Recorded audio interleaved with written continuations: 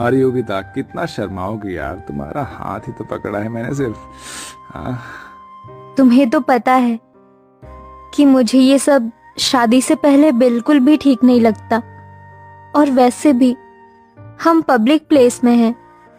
तुमसे कब से कह रही हूँ कि हमें अपनी फैमिली में एक दूसरे के बारे में बता देना चाहिए। अरे बाबा, मैंने ऑलरेडी तुम्हारे बारे में अपने घर वालों को बता दिया है यार, अब तो बस तुम्हारी बारी है। तुम सच कह रहे हो?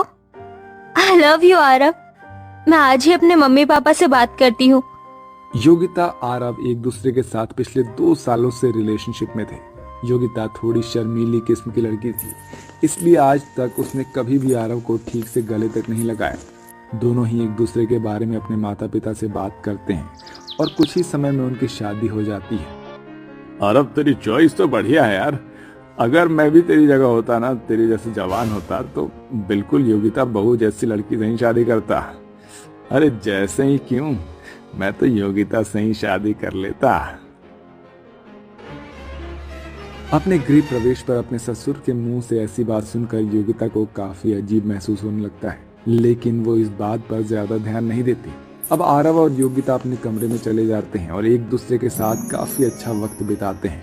और आज योगिता का उसके ससुराल में पहला दिन होता है। योगिता अपने कमरे में तैयार हो रही होती है कि तभी योगिता की नंद प्रिया उसके कमरे में आती है। ओ भाभी, इस रेड साड़ी में तो काफी सुंदर लग रही हो। आपको पता है ना कि भैया का फेवरेट कलर रेड है।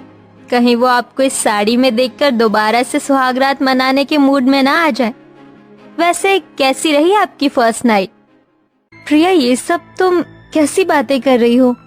मैं तुम्हारी भाभी हूँ, कोई सहेली तो नहीं। भाभी, ये तो बस नॉर्मल है। बताइए ना, क्या क्या किया आपने रात में?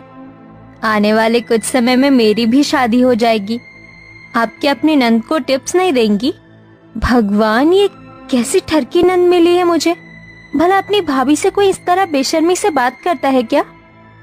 दरअसल योगिता के ससुराल वाले थोड़े आजाद ख्याल वाले होते हैं, या यूं कहें कि थोड़े ठरकी किस्म के लोग होते हैं। घर में बहू आ जाने के बावजूद भी उन लोगों में जरा भी समझ नहीं थी। बच्चे तो बच्चे, घर के बड़े भी कुछ इसी किस्म के थे। आज तो कुछ ज्यादा ही काम था घर में। एक काम करती हूँ, थोड़ी देर आराम कर लेती हूँ। घर का सारा काम खत्म करके योगिता अपने कमरे में आराम कर रही होती है कि तभी योगिता का देवर दिनेश बिना अपनी भाभी के कमरे का दरवाजा खटखटाए उसके कमरे में आ जाता है, जिसे देखकर योगिता अचानक से हिचकिचाते हुए घबरा कर उठती है। अरे दिनेश, तुम ऐसे अचानक कमरे में कैसे चले आए? तुम्हें दरवाजा खटखटा कर आना चाहिए था ना। भाभी, मैं कोई पराया मर्द थोड़ी ना हूँ, आपका देवर हूँ भाई है? और देवर तो भाई के समान होता है ना। वो तो मैं आपसे कहने आया था कि शाम को मेरे कुछ दोस्त आ रहे हैं, तो आप ना उनके लिए कुछ स्नैक्स वगैरह तैयार कर दीजिएगा।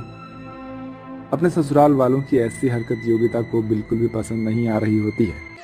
ऐसे ही एक दिन, योगिता बहू, अब तो तुम्हारी शादी को काफी समय हो गया है, तो कब दादा दादी बना रही हो हमें? माँ जी, सामने ससुर जी बैठे हैं और आप उनके सामने ऐसी बातें कर रही हैं। तो क्या हुआ बहू, वैसे भी अमरावती बहू की माँ बनने की उम्र थोड़ी ना है, अभी तो उन्हें एंजॉय करना है।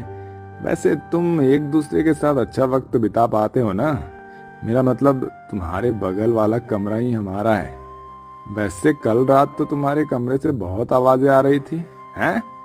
लगता है बहू बेटे में कुछ ज्यादा ही प्यार हो रहा है।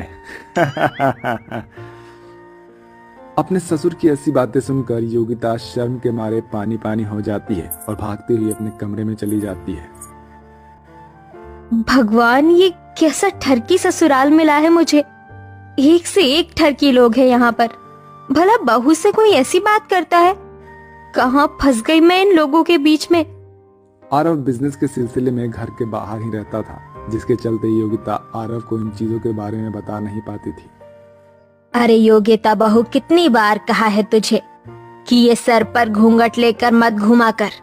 हम मॉडर्न लोग हैं और हमारे यहाँ घूंघट वाली प्रथा नहीं है।